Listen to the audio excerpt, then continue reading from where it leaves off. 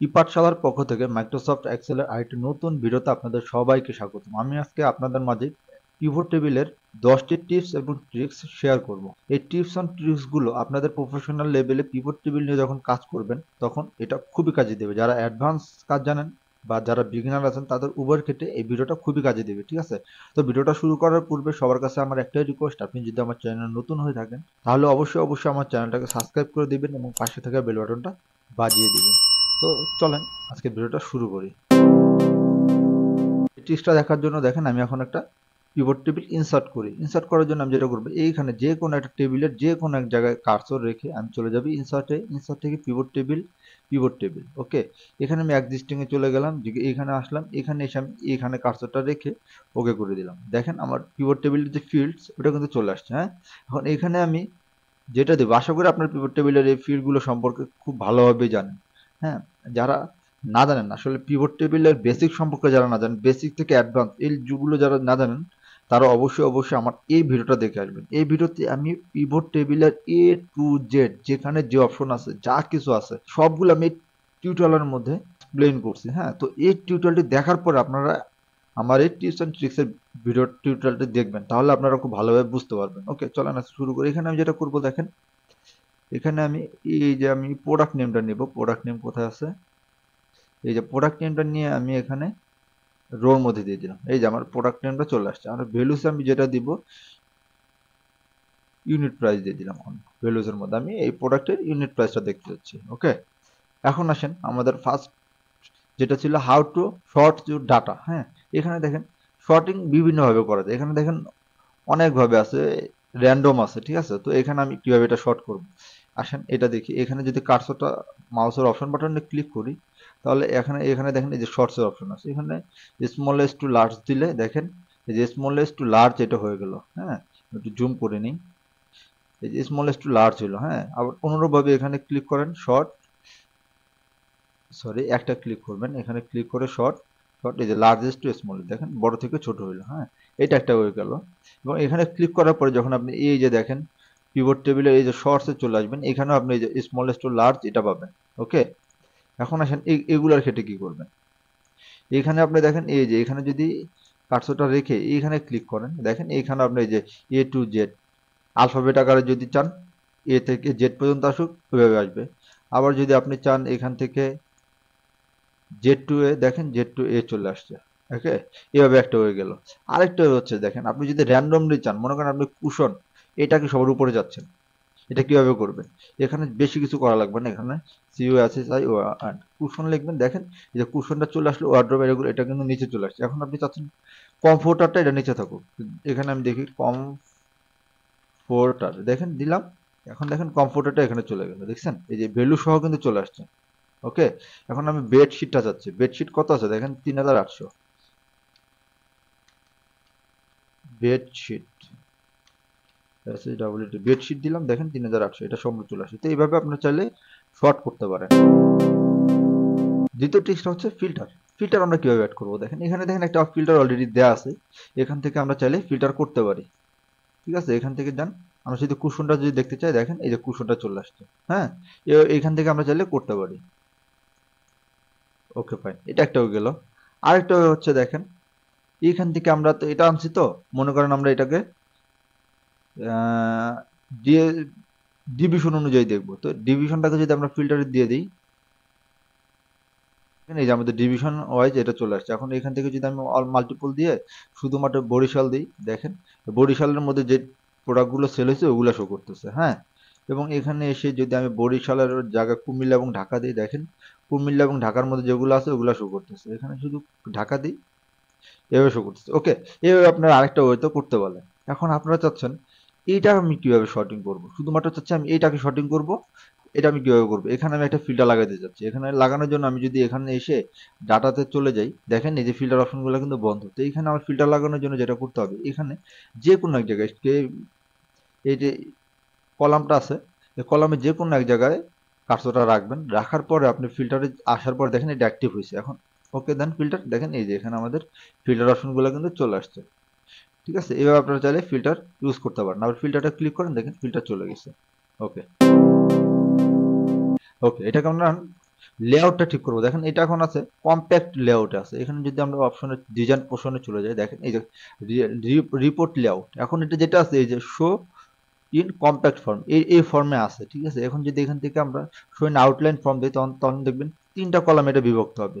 এই যে ডিভিশনটা একটা কলামে আছে, প্রোডাক্ট নেমটা একটা কলামে আছে, ইউনিট প্রাইসটা একটা কলামে আছে, ঠিক আছে।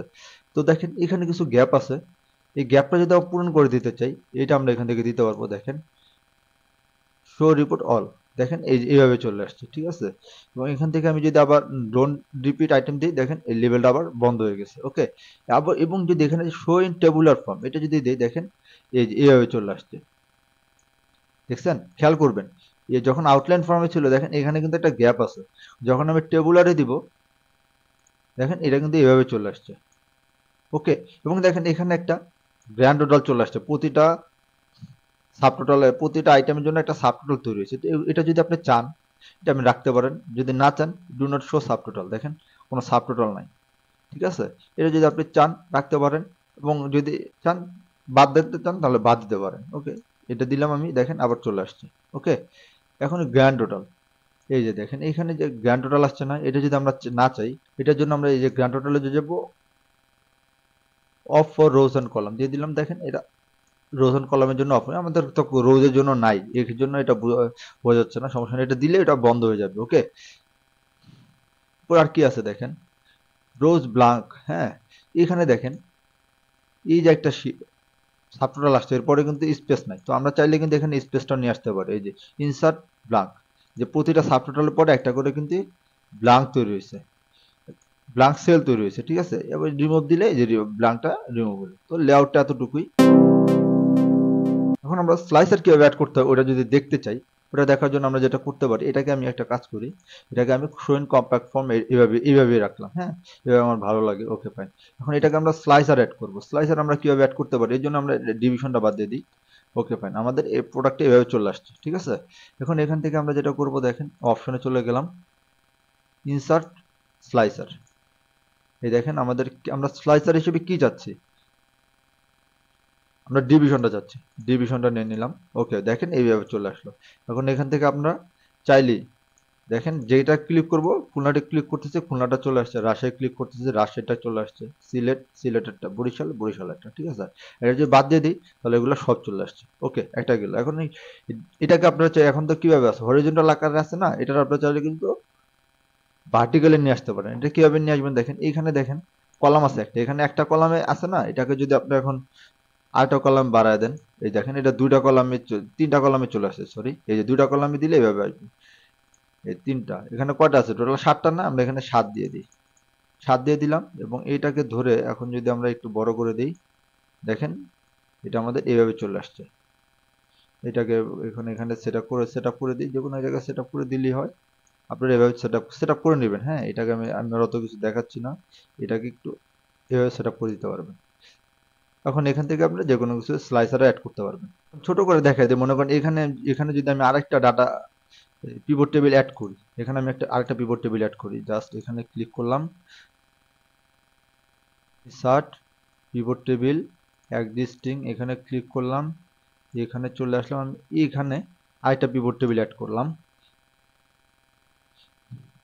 এখানে আমি দিয়ে দিলাম মনে করেন সেলার নেম, কলামে সেলার, সরি, কলার রোর মধ্যে সেলার নেম দিলাম, এবং সেলার পেমেন্ট আমি ভ্যালুসে দিয়ে দিলাম, ওকে। এখন এটাকে যদি আমি ডিলিট করে দিই, দেখেন এখন এখানে চেঞ্জ করলে এটা কিন্তু চেঞ্জ হচ্ছে না, দেখতে পাচ্ছেন স্যার, এটা কিন্তু চেঞ্জ হচ্ছে না। তো আমরা চাচ্ছি এই একটা স্লাইসারের চেঞ্জ করব, সবগুলা চেঞ্জ হবে, ঠিক আছে। এটা আমরা কিভাবে করব, দেখেন এটার জন্য আমাদের যেটা স্লাইসারের সাথে এই যে পিভট টেবিলটা তৈরি করছে, এটা আমাদের কানেক্ট করতে হবে। তো এখানে ক্লিক করব, ক্লিক করার পর অপশনে চলে যাব, এই যে পিভট টেবিল কানেকশন, দেখেন এখানে এখন এই যে পিভট টেবিল 2, এই যে যেটা এটা আছে, কিন্তু আমাদের এটা কিন্তু নাই, তো এটা কানেক্ট করে দিলাম, ওকে। এখন আমরা যখন বরিশাল দিব, দেখেন এখানেও চেঞ্জ হচ্ছে, এখানেও চেঞ্জ হচ্ছে, যখন কুমিল্লা দিব, দেখেন দুইটাই চেঞ্জ হচ্ছে, ঠিক আছে। তো এইভাবে আপনারা চাইলে বেসিক্যালি যখন ড্যাশবোর্ড তৈরি করি আমরা, তখন এইভাবে আমরা তৈরি করি, ফিল্টারগুলো এভাবে ইউজ করি, হ্যাঁ, ওকে। এখন দেখেন আমরা যে এই যে পিভট টেবিলটা তৈরি করছি, বা এই যে পিভট টেবিলটা তৈরি করছি, হ্যাঁ, এই পিভট টেবিলটাকে আমরা নর্মাল টেবিলে কিভাবে কনভার্ট করব, হ্যাঁ, মনে করেন এটা আমরা কিভাবে করবো দেখেন, কন্ট্রোল সি দিয়ে কপি করলাম, এখানে এসে রাখলাম, রেখে এই যে এখান থেকে পেস্ট স্পেশালে চলে যাবে, যে পেস্ট স্পেশাল থেকে এখান থেকে এই যে ভ্যালুস ওকে করে দিলাম। দেখেন এটা কিন্তু আমাদের একটা নর্মাল টেবিল হইলো। এখন এটাকে আমরা বোল্ড করতে পারবো, এখানে এটাকে আমরা সেলার নেম দিতে পারবো, যা খুশি একটা নর্মাল টেবিলে যা যা করা যায় সবই আমরা এখান থেকে কি করতে পারবো। ওকে, এখন দেখেন এই টেবিলটা আমরা মুভ করব, কিভাবে করবো, একটু দূরে সরে আসছে না, আমরা চাচ্ছি যে এটা একটু কাছাকাছি চলে আসুক, এইভাবে কাছাকাছি চলে আসুক। ঠিক আছে, তো এটা যেটা করবো এখানে রাখলাম, এখানে রেখে এই অপশনে চলে যাব, অপশন থেকে এই যে পিভট মুভ পিভট টেবিল এতে ক্লিক করে দিলাম। ওকে, এখন সে আমাকে কোথায় নিব ওটা চাচ্ছে। ঠিক আছে, এখান থেকে আমি এখানে সিলেক্ট করে দিলাম, ওকে করে দিলাম। দেখেন আমাদের পিভট টেবিলটা কিন্তু এভাবে চলে আসলো। এখন এখান থেকে আমরা চেঞ্জ করি, দেখেন চেঞ্জ হচ্ছে। ঠিক আছে, ওকে, মনে করেন ইমাদ মোহাম্মদ, সে এতগুলা প্রোডাক্ট সেল করছে, হ্যাঁ এতগুলা, তাকে এত পেমেন্ট দিতে হবে। এই পেমেন্টের জন্য সে টোটাল কতগুলা প্রোডাক্ট সেল করছে, তার আশায় বিষয় কি কি টোটাল ডিটেলসটা যদি আমরা জানতে চাই শুধু ইমাদ মোহাম্মদের, ওই ক্ষেত্রে আমরা যেটা করবো এখানে রেখে ডবল ক্লিক করবো। দেখেন এখানে আমাদের সম্পূর্ণটা কিন্তু চলে আসছে। দেখেন এই যে এখানে সেলার নেম দেখেন সব ইমাদ মোহাম্মদ, সে কি কি প্রোডাক্ট সেল করছে, এই যে প্রোডাক্টগুলো সেল করছে, এটা ব্র্যান্ডের নাম কি, এটা অর্ডার অর্ডার নাম্বার কি, এটা ঠিক আছে, তার ডেট কত, এই যে এটা ডিভিশন কোথায় কোথায় সে সেল করছে, এটা কোয়ান্টিটি কতগুলা, এটা unit price, total price, seller payment, total যা কিছু আছে সব কিন্তু এখান থেকে আমরা দেখতে পারি। অনুরূপভাবে যদি আপনি লিপিকার সেটা চান, দেখেন এখানে ডবল ক্লিক করেন, এই যে তার টোটাল ডিটেলসটা কিন্তু এখানে চলে আসছে। এভাবে আপনারা চাইলে দেখতে পারবেন। জাস্ট কি করবেন, এক্সাম্পল এখানে জাস্ট ডবল ক্লিক করবেন, ডবল ক্লিক করলে আপনার ওইটা সম্পূর্ণ ডাটাটা সে শো করবে।